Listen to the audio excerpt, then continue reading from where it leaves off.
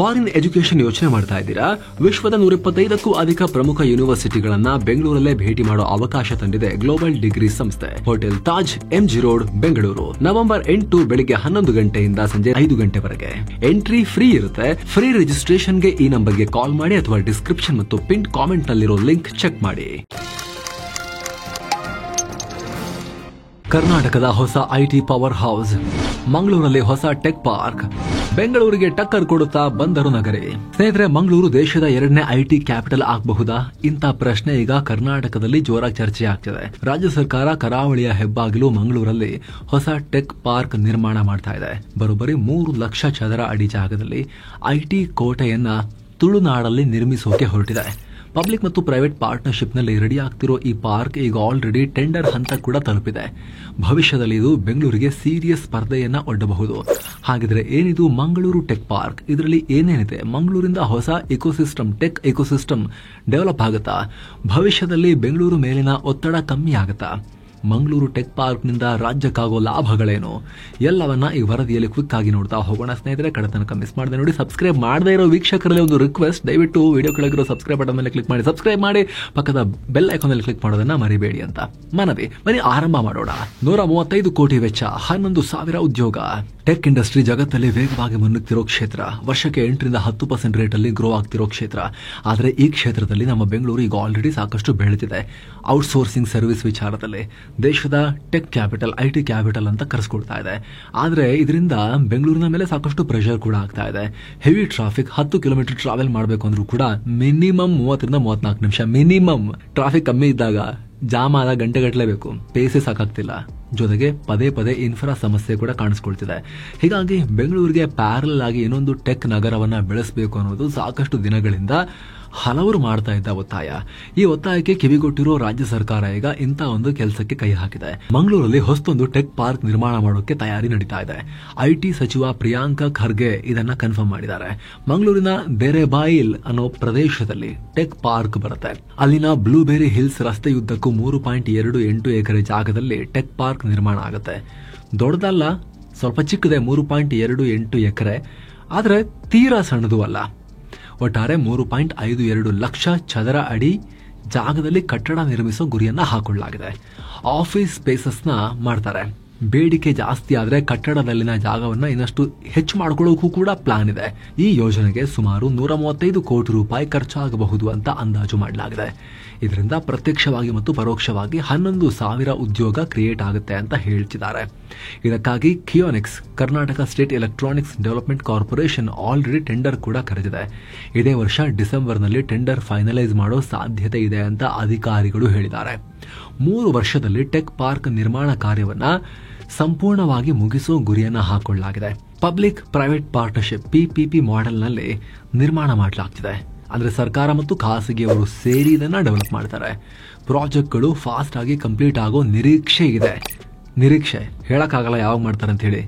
Especially government ನ ಕೆಲಸಗಳಿದಾವಲ್ಲ, ಹೇಳಕ್ಕಾಗಲ್ಲ. ಆದ್ರೆ ನಿರೀಕ್ಷೆ ಇದೆ. ಗ್ರೇಡ್ A ಮೂಲಸೌಕರ್ಯ. ಮಂಗಳೂರಲ್ಲಿ ತಲೆ ಎತ್ತಲಿರೋ ಟೆಕ್ ಪಾರ್ಕ್ ವಿಶಿಷ್ಟವಾಗಿ ಮತ್ತು ಆಧುನಿಕ ಸೌಲಭ್ಯಗಳೊಂದಿಗೆ ಬರ್ತಾ ಇದೆ. ಇದರಲ್ಲಿ A ಗ್ರೇಡ್ ಫೀಚರ್ಸ್ ಅನ್ನ ಕೊಡ್ತೀವಿ ಅಂತ ಸರ್ಕಾರ ಹೇಳ್ತಾ ಇದೆ. ಗ್ರೇಡ್ A ಫೀಚರ್ಸ್ ಅಂದ್ರೆ ಮೊದಲನೇದಾಗಿ ಪ್ರೀಮಿಯಂ ಆಫೀಸ್ ಫ್ಲೋರ್ಸ್ ಇರ್ತವೆ. ವಿಶಾಲ ಮತ್ತು ಓಪನ್ ಸ್ಪೇಸ್ ಸಿಗುತ್ತೆ. ಇದರಿಂದ ಕಂಪನಿಗಳು ಈಸಿಯಾಗಿ ಆಫೀಸ್ ನಲ್ಲಿ ಸೆಟಪ್ ಮಾಡಬಹುದು. ತಮಗೆ ಹೇಗೆ ಬೇಕೋ ಹಾಗೆ ಅದನ್ನ ಅವರಲ್ಲಿ ಸೆಟಪ್ ಮಾಡ್ಕೋಬಹುದು. ಸ್ಪೇಸ್ ಫ್ಲೋರ್ಸ್ ಕೊಟ್ಬಿಡ್ತಾರೆ. ಅಲ್ಲದೆ ಹೈ ಲೋಡ್ ಕೆಪಾಸಿಟಿ ಮತ್ತು ಉತ್ತಮವಾಗಿ ನ್ಯಾಚುರಲ್ ಲೈಟ್ ಬರುವಂತೆ ಬಿಲ್ಡಿಂಗ್ ನ ಡಿಸೈನ್ ಮಾಡಿರ್ತಾರೆ.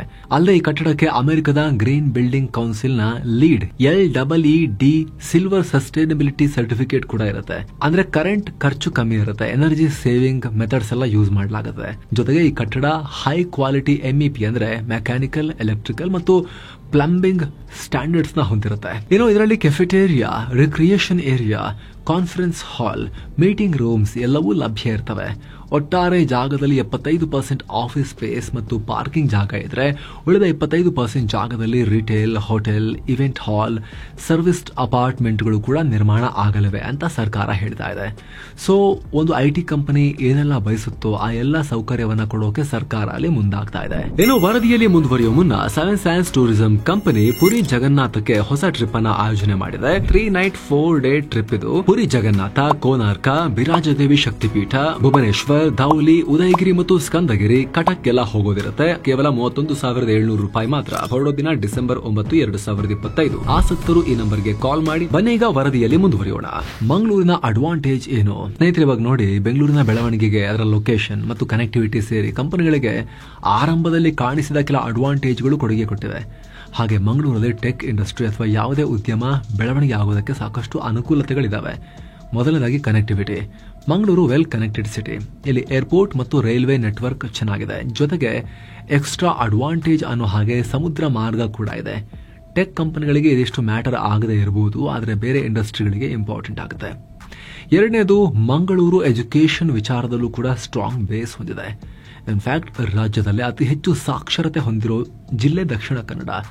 ಇಲ್ಲಿ ಸಾಕಷ್ಟು ಹೆಸರಾಂತ ವಿದ್ಯಾಸಂಸ್ಥೆಗಳಿವೆ. ಹೀಗಾಗಿ ಇಲ್ಲಿ ಎಲ್ಲ ರೀತಿಯ ಸ್ಕಿಲ್ಡ್ ಪ್ರೊಫೆಷನಲ್ಸ್ ದೊಡ್ಡ ಪ್ರಮಾಣದಲ್ಲಿ ಸಿಗ್ತಾರೆ ಹತ್ತಿರದಲ್ಲೇ. ಟೆಕ್ ಟ್ಯಾಲೆಂಟ್ ಬೇಸ್ ಇದೆ. ಜೊತೆಗೆ ಮಂಗಳೂರಲ್ಲಿ ರಿಫೈನರೀಸ್, ಪೆಟ್ರೋಕೆಮಿಕಲ್, ಫರ್ಟಿಲೈಸರ್ ನಂತಹ ಹಲವು ಉದ್ಯಮಗಳು ಆಲ್ರೆಡಿ ಇವೆ. ಹೀಗಾಗಿ ಬಿಸ್ನೆಸ್ ನ ಒಂದು ಇಕೋಸಿಸ್ಟಮ್ ಆಲ್ರೆಡಿ ನಿರ್ಮಾಣ ಆಗೋಕೆ ಶುರುವಾಗಿದೆ. ಟೆಕ್ಗೆ ಬೇಕಾದ ಮಾರ್ಪಾಡುಗಳನ್ನಷ್ಟೇ ಮಾಡ್ಕೋಬೇಕಾಗತ್ತೆ. ಹಾಗಂತ ಟೆಕ್ ವಿಚಾರದಲ್ಲಿ ಏನೂ ಆಗಿಲ್ಲ ಅಂತಲ್ಲ. ಜಿಲ್ಲೆಯಲ್ಲಿ ಆಲ್ರೆಡಿ ಇನ್ಫೋಸಿಸ್, ಕಾಗ್ನಿಸೆಂಟ್ ಮತ್ತು ಟೆಕ್ ಮಹೀಂದ್ರ ಸೇರಿ 50ರಿಂದ 60 ಟೆಕ್ ಉದ್ಯಮಗಳು ಆಲ್ರೆಡಿ ಇದಾವಲ್ಲಿ. ಸುಮಾರು 15,000ಕ್ಕೂ ಅಧಿಕ ಐಟಿ ಪ್ರೊಫೆಷನಲ್ಸ್ ಅಲ್ಲೇ ಕೆಲಸ ಮಾಡ್ತಿದ್ದಾರೆ. ಟೆಕ್ ಮತ್ತು ಐಟಿ ಮಂಗಳೂರಲ್ಲಿ ಎಮರ್ಜಿಂಗ್ ಸೆಕ್ಟರ್ ಆಗಿದೆ. ಮೂರನೇದು ಬಹಳ ಇಂಪಾರ್ಟೆಂಟ್ ಅಂದ್ರೆ ಜೀವನದ ಗುಣಮಟ್ಟ, ಕ್ವಾಲಿಟಿ ಆಫ್ ಲೈಫ್. ಮಂಗಳೂರಲ್ಲಿ ಬೆಂಗಳೂರಿಗೆ ಕಂಪೇರ್ ಮಾಡಿದ್ರೆ ಕ್ಲೀನ್ ವಾತಾವರಣ ಇದೆ.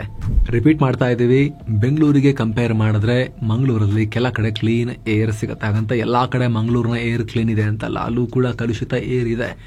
ಆದ್ರೆ ಬೆಂಗಳೂರಿನ ಬಹುತೇಕ ಜಾಗಗಳಿಗೆ ಕಂಪೇರ್ ಮಾಡಿದ್ರೆ ಮಂಗಳೂರಿನ ಬಹುತೇಕ ಜಾಗದಲ್ಲಿ ಕ್ಲೀನ್ ಏರ್ ಸಿಗುತ್ತೆ ಅಂತ. ಹಾಗೆ ಬೀಚ್ ಇದೆ, ಹಸಿರಿದೆ. ಟ್ರಾಫಿಕ್ ಬೆಂಗಳೂರಿಗೆ ಕಂಪೇರ್ ಮಾಡಿದ್ರೆ ಕಮ್ಮಿ ಇದೆ. ಅಲ್ಲದೆ ಬೇರೆ ನಗರಕ್ಕೆ ಕಂಪೇರ್ ಮಾಡಿದ್ರೆ ಪಾಪ್ಯುಲೇಷನ್ ಡೆನ್ಸಿಟಿ ಕೂಡ ಕಮ್ಮಿ ಇದೆ. ರಿಯಲ್ ಎಸ್ಟೇಟ್ ಕೂಡ ಕಮ್ಮಿಗೆ ಸಿಗುತ್ತೆ ಬೆಂಗಳೂರಿಗೆ ಕಂಪೇರ್ ಮಾಡಿದ್ರೆ. ಆಫೀಸ್ ಸ್ಪೇಸಸ್ ಬೆಂಗಳೂರಿಗೆ ಕಂಪೇರ್ ಮಾಡಿದ್ರೆ ಕಮ್ಮಿ ಸಿಗುತ್ತೆ. ಎಂಪ್ಲಾಯೀಸ್ಗೆ, ಐಟಿ ಕಂಪನಿಗಳಲ್ಲಿ ಕೆಲಸ ಮಾಡೋ ಪ್ರೊಫೆಷನಲ್ಸ್ಗೆ PG ಮತ್ತು ರೆಂಟೆಡ್ ಹೌಸಸ್ ತುಂಬಾ ಕಮ್ಮಿ ಪ್ರೈಸ್ಗೆ ಬೆಂಗಳೂರಿಗೆ ಕಂಪೇರ್ ಮಾಡಿದ್ರೆ ಅಲ್ಲಿ ಸಿಗುತ್ತೆ. ಜೊತೆಗೆ ಮೋಜು ಮಸ್ತಿಗೆ ಬೇಕಾಗಿರೋ ಎಲ್ಲ ವ್ಯವಸ್ಥೆ ಜೋರಾಗೇ ಇದೆ ಮಂಗಳೂರಿನಲ್ಲಿ. ಸೊ ಯಂಗ್ ಪೀಪಲ್ನ ಅಟ್ರಾಕ್ಟ್ ಮಾಡೋಕೆ ಹೆಲ್ಪ್ ಆಗುತ್ತೆ ಅನ್ನೋ ಲೆಕ್ಕಾಚಾರ ಕೂಡ ಇದೆ. ಹಾಗೆ ಸ್ನೇಹಿತರೆ, ಒಂದು ಕ್ವಿಕ್ ರಿಮೈಂಡರ್, ಮಸ್ತ್ ಮಗ ಪ್ರೀಮಿಯಂ ಮೆಂಬರ್ಶಿಪ್ ಶುರುವಾಗಿದೆ. ನಿಮಗೆ ಗೊತ್ತಿದೆ, ದಿನಕ್ಕೆ ₹1 ಕಮ್ಮಿ ದರದಲ್ಲಿ ನೀವು ಕೂಡ ಮೆಂಬರ್ ಆಗಬಹುದು. ಮೆಂಬರ್ಸ್ ಓನ್ಲಿ ಎಕ್ಸ್ಕ್ಲೂಸಿವ್ ವಿಡಿಯೋಸ್ ಮತ್ತು ಲೈವ್ ಇಂಟರಾಕ್ಷನ್ ಅಲ್ಲಿ ಸಿಗುತ್ತೆ. ಆ ವಿಡಿಯೋಸ್ಗೆ ನಮ್ಮ ಚಾನೆಲ್ ಕಡೆಯಿಂದ ಹಾಕೋ ಯಾವುದೇ ಎಕ್ಸ್ಟ್ರಾ ಆಡ್ಸ್ ಇರೋದಿಲ್ಲ. ಜೊತೆಗೆ ನೀವು ತಗೊಳ್ಳೋ ಒಂದೊಂದು ಮೆಂಬರ್ಶಿಪ್ ಕೂಡ ನಮಗೆ ಇನ್ನಷ್ಟು ಉತ್ತಮ ಗುಣಮಟ್ಟದ ಕೆಲಸವನ್ನ ನಿಮಗೆ ತಲುಪಿಸೋಕೆ ಶಕ್ತಿ ಕೊಟ್ಟಂತಾಗುತ್ತೆ. ಆಂಡ್ರಾಯ್ಡ್ ಯೂಸರ್ಸ್ ಜಾಯಿನ್ ಬಟನ್ ಮೇಲೆ ಕ್ಲಿಕ್ ಮಾಡಿ. ವಿಡಿಯೋ ಕೆಳಗಡೆ ಆಪಲ್ ಯೂಸರ್ಸ್ ಡಿಸ್ಕ್ರಿಪ್ಷನ್ ಅಥವಾ ಪಿನ್ಡ್ ಕಾಮೆಂಟ್ ಅನ್ನ ಚೆಕ್ ಮಾಡಿ. ಈಗ ವರದಿಗೆ ವಾಪಸ್ ಆಗೋಣ. ಬೆಂಗಳೂರು ಮೇಲಿನ ಒತ್ತಡ ಕಮ್ಮಿ. ಮಂಗಳೂರಿಗೆ ರಾಜ್ಯದ ಟೆಕ್ ಹಬ್ ಆಗೋ ಎಲ್ಲ ಅವಕಾಶ ಇದೆ. ಸದ್ಯಕ್ಕೆ ಬೆಂಗಳೂರಲ್ಲಿ 10,000ಕ್ಕೂ ಅಧಿಕ ಟೆಕ್ ಕಂಪನಿಗಳಿವೆ. 10,000ಕ್ಕೂ ಅಧಿಕ ಜಾಗತಿಕ ಕಂಪನಿಗಳ ರಿಸರ್ಚ್ ಅಂಡ್ ಡೆವಲಪ್ಮೆಂಟ್ ಸೆಂಟರ್ಸ್ ಕೂಡ ಇಲ್ಲಿವೆ. ಆದ್ರೆ ಮಂಗಳೂರು ಈ ಕ್ಷೇತ್ರದಲ್ಲಿ ಇವಾಗ ಕಂಡುಬಿಡ್ತಿರೋದ್ರಿಂದ ಸರ್ಕಾರದ ಕೆಲಸ ತುಂಬಾ ಇರುತ್ತೆ. ಸ್ಟಾರ್ಟಿಂಗ್ ನಲ್ಲಿ ಸರಿಯಾದ ಮೂಲ ಸೌಕರ್ಯವನ್ನ ಡೆವಲಪ್ ಮಾಡಿಕೊಟ್ರೆ ಕಂಪನಿಗಳು ಆ ಕಡೆಗೆ ಮುಖ ಮಾಡಬಹುದು. ಬೆಂಗಳೂರಲ್ಲಿ ಆಲ್ರೆಡಿ ಜನ ಬೇಸತ್ತು ಹೋಗ್ತಾ ಇದ್ದಾರೆ ಇಲ್ಲಿನ ಮೂಲ ಸೌಕರ್ಯಗಳ ಸಮಸ್ಯೆಯಿಂದಾಗಿ, ಟ್ರಾಫಿಕ್ ನಿಂದಾಗಿ. ಸೊ ಇಲ್ಲಿಗಿಂತ ಬೆಟರ್ ಮಂಗಳೂರಲ್ಲಿ ಕಾಣಿಸೋಕೆ ಶುರುವಾದ್ರೆ ಡೆಫಿನೆಟ್ಲಿ ಕಂಪನಿಗಳು ಆ ಕಡೆಗೆ ಮುಖ ಮಾಡೋ ಚಾನ್ಸಸ್ ಇರುತ್ತೆ. ಹಾಗಂತ ಬೆಂಗಳೂರಲ್ಲಿ ಸಮಸ್ಯೆ ಇದೆ ಅಂತ ಹೇಳಿ ಅಲ್ಲಿಗೆ ಹೋಗಬೇಕು ಅಂತಲ್ಲ. ಬೆಂಗಳೂರಿನ ಮೇಲಿನ ಪ್ರೆಷರ್ ಕಮ್ಮಿ ಮಾಡೋಕೆ ಪಾಸಿಟಿವ್ ಆಗಿ ಯೋಚನೆ ಮಾಡಿದಾಗಲೂ ಕೂಡ ಮಂಗಳೂರು ಸೇರಿದ ಹಾಗೆ ರಾಜ್ಯದ 4 ದಿಕ್ಕುಗಳಲ್ಲಿ ಇನ್ನಷ್ಟು ಬಿಸ್ನೆಸ್ ಹಬ್ಗಳು, ಇಂಡಸ್ಟ್ರಿಯಲ್ ಹಬ್ಗಳು, ಎಕನಾಮಿಕ್ ಹಬ್ಗಳು, IT ಹಬ್ಗಳು ಬರಬೇಕು. ಇದರಿಂದ ರಾಜ್ಯದ ಆರ್ಥಿಕತೆಗೂ ದೊಡ್ಡ ಕೊಡುಗೆ ಸಿಗುತ್ತೆ. ಜನರಿಗೂ ಕೂಡ ಅವರವರ ಜಿಲ್ಲೆಗಳಿಗೆ ಹತ್ತಿರದಲ್ಲೇ ಕೆಲಸ ಮಾಡೋಕೆ ಅನುಕೂಲ ಆಗುತ್ತೆ. ಆಲ್ರೆಡಿ ಇವಾಗ ಬೆಂಗಳೂರು ಬಿಟ್ರೆ ಮಂಗಳೂರು ರಾಜ್ಯಕ್ಕೆ ದೊಡ್ಡ ಕಾಂಟ್ರಿಬ್ಯೂಟರ್. 5.7%ಗೂ ಹೆಚ್ಚು ಕೊಡುಗೆಯನ್ನು ಕೊಡ್ತಾ ಇದೆ ಆರ್ಥಿಕತೆಗೆ. ದೊಡ್ಡ ಪ್ರಮಾಣದಲ್ಲಿ ರಿಫೈನರಿ ಮತ್ತು ಫರ್ಟಿಲೈಸರ್ಸ್ ಇಂಡಸ್ಟ್ರಿಗಳಿದಾವೆ. ಇಲ್ಲಿ ಬಂದರಿನ ಮೂಲಕ ಹಲವು ಉತ್ಪನ್ನಗಳ ಎಕ್ಸ್ಪೋರ್ಟ್ ಇಂಪೋರ್ಟ್ ಕೂಡ ನಡೆಯುತ್ತೆ. ಇದರಿಂದಲೂ ರಾಜ್ಯಕ್ಕೆ ದೊಡ್ಡ ಪ್ರಮಾಣದಲ್ಲಿ ಆದಾಯ ಹರಿದು ಬರುತ್ತೆ. ಎಕನಾಮಿಕ್ ಆಕ್ಟಿವಿಟಿಗೆ ಕೊಡುಗೆ ಸಿಗುತ್ತೆ. ಅದರ ಜೊತೆಗೆ ಈಗ ಟೆಕ್ ಕ್ಷೇತ್ರವನ್ನು ಸೇರಿಬಿಟ್ರೆ ಕರ್ನಾಟಕದ ಆರ್ಥಿಕತೆಗೆ ಮತ್ತೊಂದು ಎಂಜಿನ್ ಸಿಕ್ಕಂತಾಗುತ್ತೆ. ಇದಾಗಬೇಕು ಅಂದ್ರೆ ಇನ್ನೊಂದು ದೊಡ್ಡ ಕೆಲಸ ಆಗಬೇಕು ಸ್ನೇಹಿತರೆ. ಬೆಂಗಳೂರಿಂದ ಮಂಗಳೂರಿಗೆ ಹೋಗೋ ದಾರಿ ಇದೆಯಲ್ಲ, ಘಾಟಿ ರಸ್ತೆಗಳಿದಾವಲ್ಲ, ತುಂಬಾ ಪ್ರಾಬ್ಲಮ್ಯಾಟಿಕ್. ಶಿರಾಡಿ ಘಾಟ್ ಮೇಲಂತೂ ಹೋಗ್ಬಿಟ್ರೆ ನೀವು ಅದು ವರ್ಷ ರೋಡ್ ಹಾಕಿದ್ರು ಆ ಬೆಟ್ಟದಿಂದ ಇಳಿಯೋ ವೇಗವಾಗಿ ಬರೋ ನೀರು 2 ಮಳೆಗೆ ಪೂರಾ ರೋಡನ್ನ ಕಿತ್ತು ಹಾಕಿರುತ್ತೆ.